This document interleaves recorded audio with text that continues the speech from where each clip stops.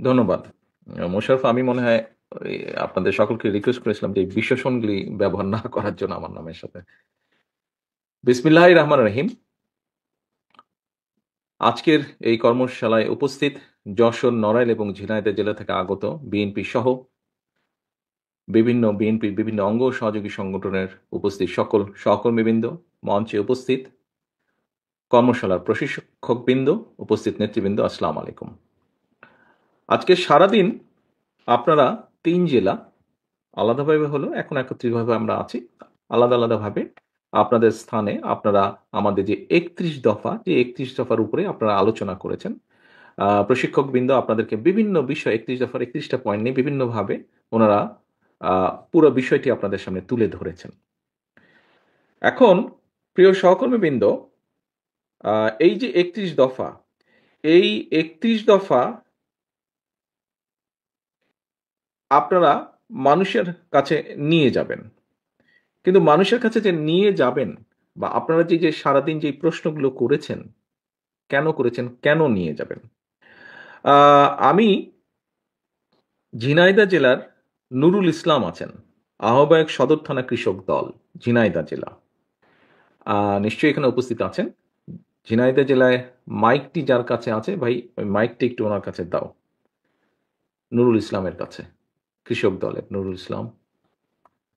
পাটোয়ারি মাইকটা ওনার কাছে দাও।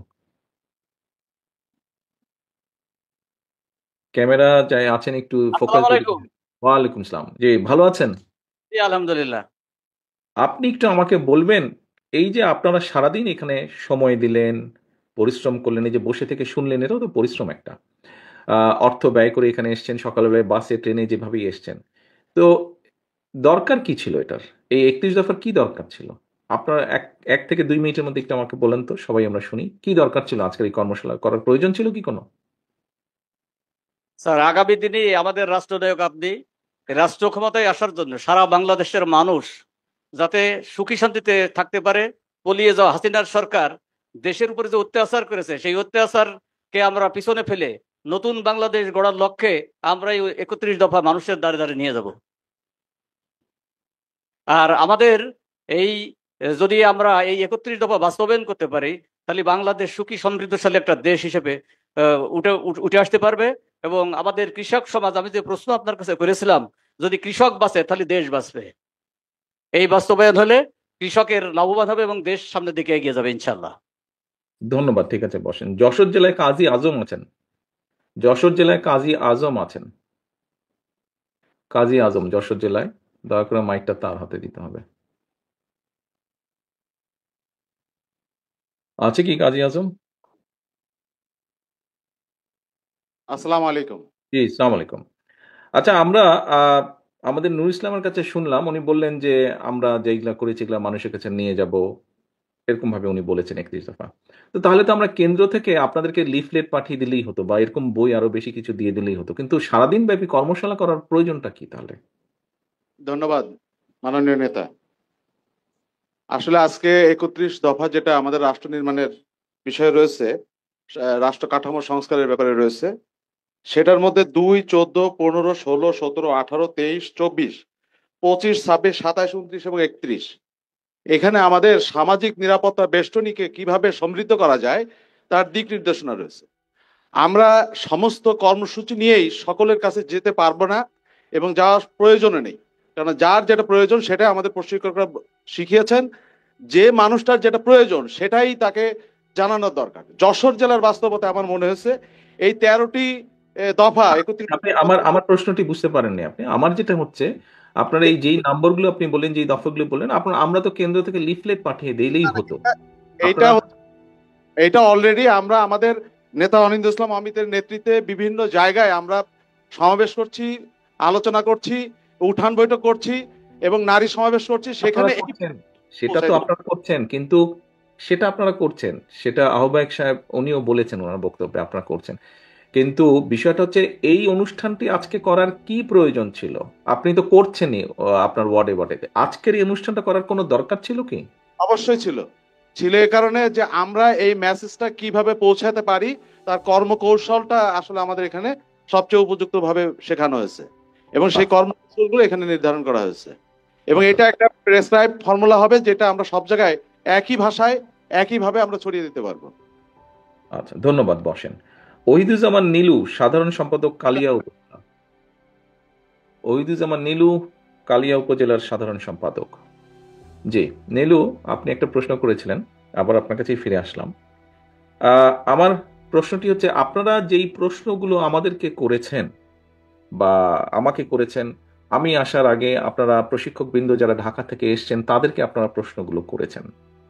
তো এখন আমার কথা হচ্ছে যে এই প্রশ্নগুলো কি শুধুমাত্র আপনাদেরই প্রশ্ন, না আপনারা এই প্রশ্নগুলো কারো কাছ থেকে জেনেছেন, কারো জিজ্ঞাসার মাধ্যমে আপনারা এই প্রশ্নগুলো করেছেন?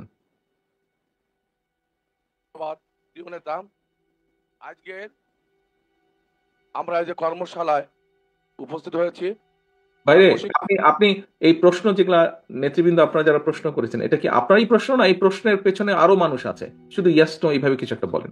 প্রশ্নের পিছনে আরো মানুষ আছে। তারা জনগণ, কোন জনগণ? দেশের মানুষ, সাধারণ মানুষ। আচ্ছা, ঠিক আছে, ধন্যবাদ। বসেন, বসুন।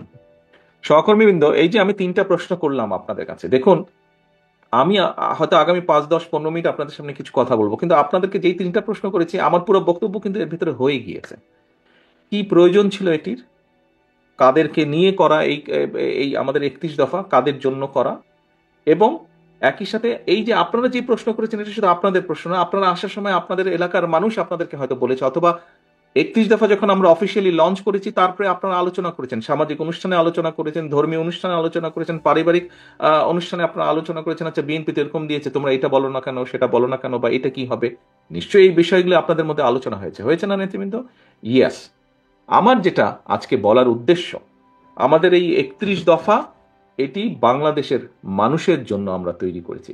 হতে পারে এখানে কিছু বাদ পড়েছে, হতে পারে এখানে নতুন কিছু সংযোজন করা প্রয়োজন। সেজন্যই কিন্তু আমরা বলেছি 31 দফাটি আমরা তৈরি করেছি। প্রথমে আমরা এটি 27 দফা করেছিলাম, পরবর্তীতে আমাদের সাথে যেই দলগুলো ছিলেন আন্দোলনে তাদের পরামর্শ নিয়ে তারা তাদের পরামর্শ দিয়েছেন, 27 থেকে 31 এসছে।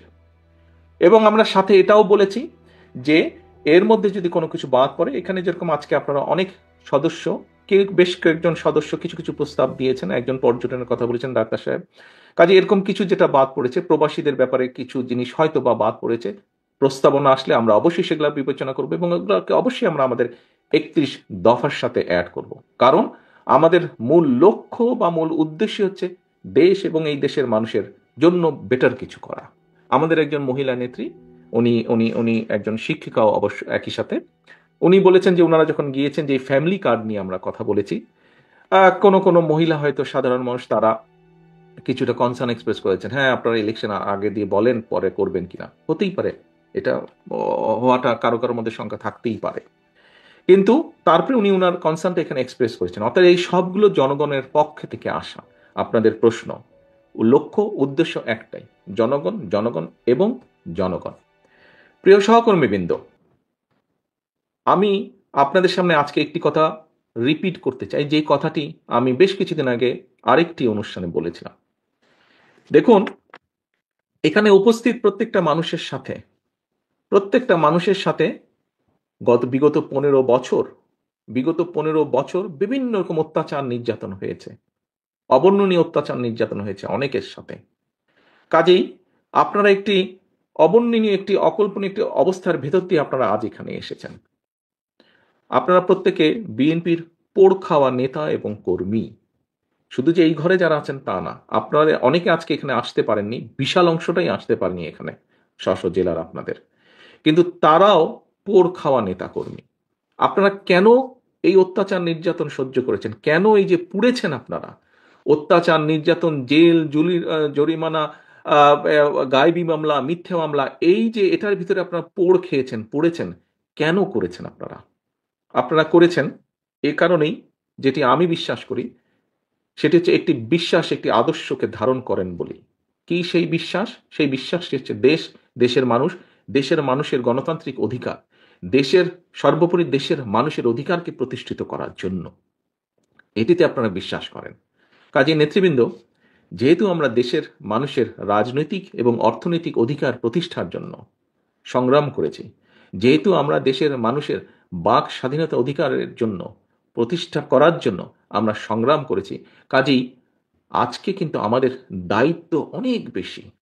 আজকে আমাদের দায়িত্ব অনেক বেশি।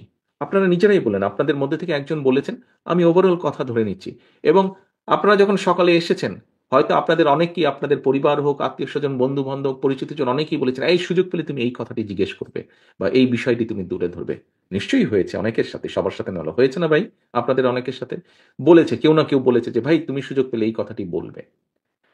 তার মানে এই যে জনগণ আপনাদেরকে বলেছে, যারা বলেছে তারা তো পাবলিকেরই অংশ, জনগণের অংশ। কেন বলেছে?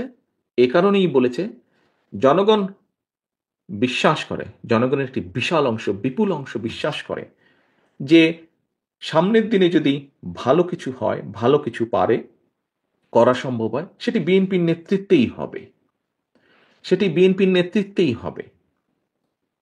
আমরা স্বাধীনতা সংগ্রামের কথাও যদি বিবেচনা করি, সেই সময়কার যদি দেখি, আমাদের নেতা শহীদ রাষ্ট্রপতি জিয়াউর রহমান স্বাধীনতা যুদ্ধের ডাক দিয়েছেন। কেউ অসত্যকে অস্বীকার করতে পারবেন না। এবং শুধু যুদ্ধের ডাক দিয়ে উনি বসে থাকেননি, বরং মুক্তিযোদ্ধাদেরকে সংগঠিত করেছেন, অস্ত্র হাতে যুদ্ধ করেছেন।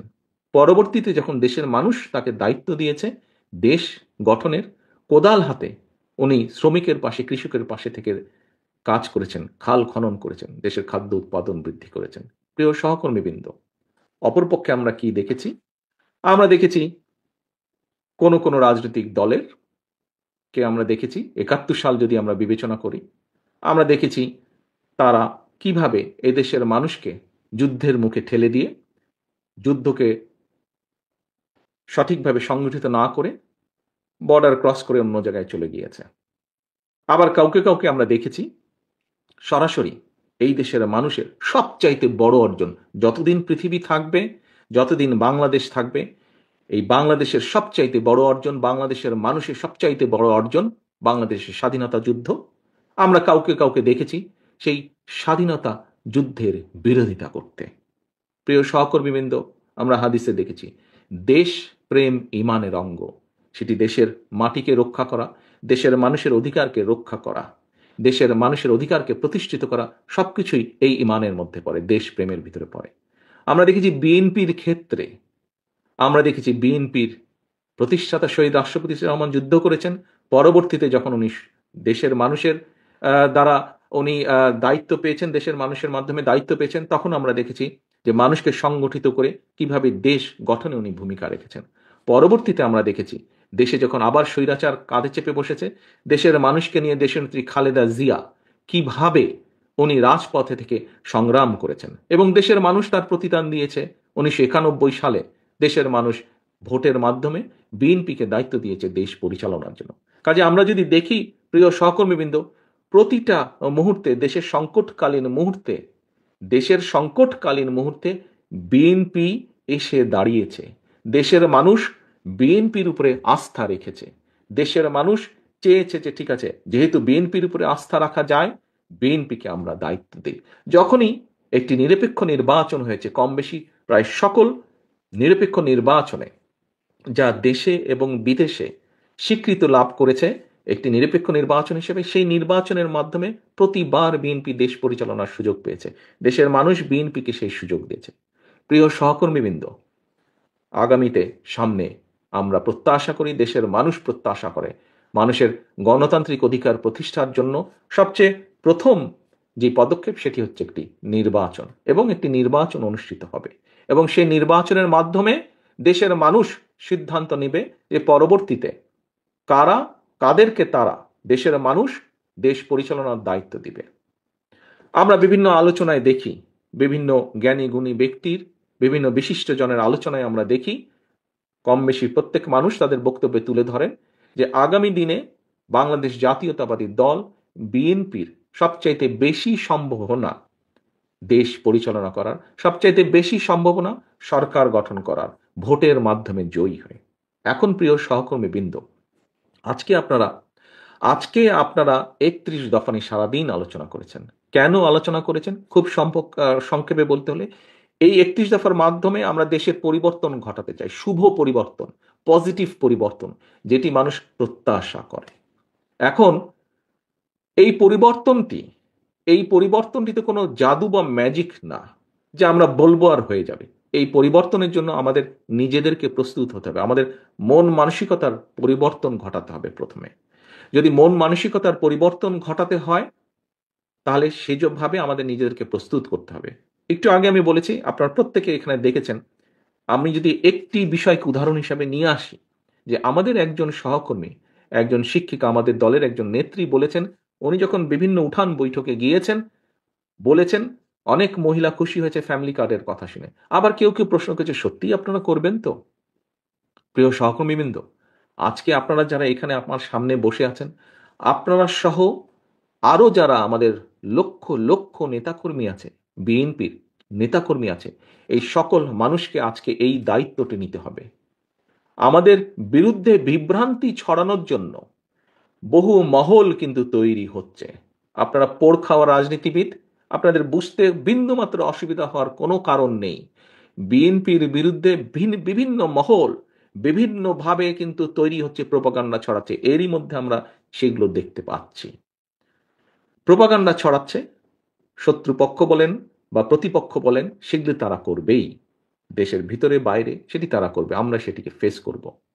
কিন্তু সবচেয়ে ইম্পর্টেন্ট বিষয় হচ্ছে ওই যেই মানুষগুলো, কিছু কিছু মানুষ জিজ্ঞেস করছেন যে সত্যিই তোমরা করবা তো? এটি একটি আস্থার বিষয়। এখানে একজন প্রশ্নকর্তা ব্যাংকিং বিষয় নিয়ে বলেছেন, আমি তখন বলেছি যে ব্যাংক এমন একটা বিষয়, আস্থাটা ধীরে ধীরে গড়ে তুলতে, অর্থনৈতিক বিষয় ঠিক ভোটের বিষয়টা এরকম, আস্থাটা ধীরে ধীরে গড়ে তুলতে হয়। সহকর্মীবৃন্দ, এই আস্থা ধরে রাখার দায়িত্ব কিন্তু জনগণের না। এই আস্থা, আমাদের প্রতি জনগণের আস্থা ধরে রাখার দায়িত্ব কিন্তু আমার, আপনার, আমাদের উপস্থিত সকলের, যারা উপস্থিত নেই, যার গায়ে একবার সিল লেগেছে বিএনপি, সেরকম প্রতিটি নেতাকর্মীর দায়িত্ব হচ্ছে এই আস্থাকে ধরে রাখা, এই আস্থাকে ধরে রাখা। আমি আপনাদের, আমি জানি আমি যে প্রশ্নটি এখন করব তার প্রত্যুত্তরে আপনারা সবাই হাত তুলবেন, কিন্তু আপনাদের প্রত্যেককে আমি বলবো, হাতটা তোলার আগে 2 সেকেন্ডের জন্য চিন্তা করে নেবেন যে প্রকৃতভাবে আপনি বিশ্বাস করেন কিনা। যদি আপনি বিন্দুমাত্র বিশ্বাসে চিড় থাকে, দয়া করে হাত তুলবেন না। আর যদি 100% বিশ্বাস করেন, অনলি দেন আপনি হাতটা তুলবেন। আমার প্রশ্নটি হচ্ছে, আপনারা কি সত্যিকারভাবে দৃঢ়ভাবে বিশ্বাস করেন এই 31 দফা বাস্তবায়নের মাধ্যমে আমরা কিছু হলেও দেশের মানুষের ভাগ্যের পরিবর্তন করতে সক্ষম হব? আপনারা কি দৃঢ়ভাবে এটি বিশ্বাস করেন? যদি যারা যারা বিশ্বাস করেন হাত তুলেন। ধন্যবাদ। আমি দেখতে পাচ্ছি প্রায় প্রত্যেকে হাত তুলেছেন। প্রিয় সহকর্মীবৃন্দ, দেখুন, আমি একটু আগে একটি কথা বলেছি যে মানসিক অবস্থার পরিবর্তন করতে হবে। আমাদেরকে দৃঢ়ভাবে বিশ্বাস করতে হবে যে আমরা পারবো, আমরা করব। যদি আমরা পারি, যদি আমরা করতেই চাই, আসুন নিজেদেরকে আমরা সেভাবে প্রস্তুত করি। আমরা যদি এইরকম 100টা কর্মশালাও করি প্রতিদিন, তাহলেও কিছু হবে না। তখনই হবে যখন আমরা নিজেদেরকে একটু হলেও পরিবর্তন করতে পারবো। ওই যে জনগণের আস্থা ধরে রাখার জন্য আপনাদেরকে আমি বলছি, সেই আস্থা ধরে রাখার জন্য যদি আমরা উদ্যোগও নেই এবং জনগণ যদি এটা দেখতে পায় যে হ্যাঁ, বিএনপি অন্তত উদ্যোগ নিয়েছে, বিএনপি যা বলছে, পারবে কি পারবে না সেটা হচ্ছে পরের ব্যাপার, কিন্তু অন্তত বিএনপি উদ্যোগ নিয়েছে, বিএনপি নিজেকে সেভাবে তৈরি করছে, বিএনপি নেতাকর্মীরা নিজেদেরকে তৈরি করছে সেভাবে, তাহলেও আমি বিশ্বাস করি ব্যক্তিগতভাবে জনগণ আমাদের উপরে বিশ্বাস করবে, আস্থা রাখবে। কিন্তু সেজন্য আমাদের নিজেদেরকে তৈরি হতে হবে, আমাদেরকে সেভাবে নিজেদেরকে প্রস্তুত করতে হবে।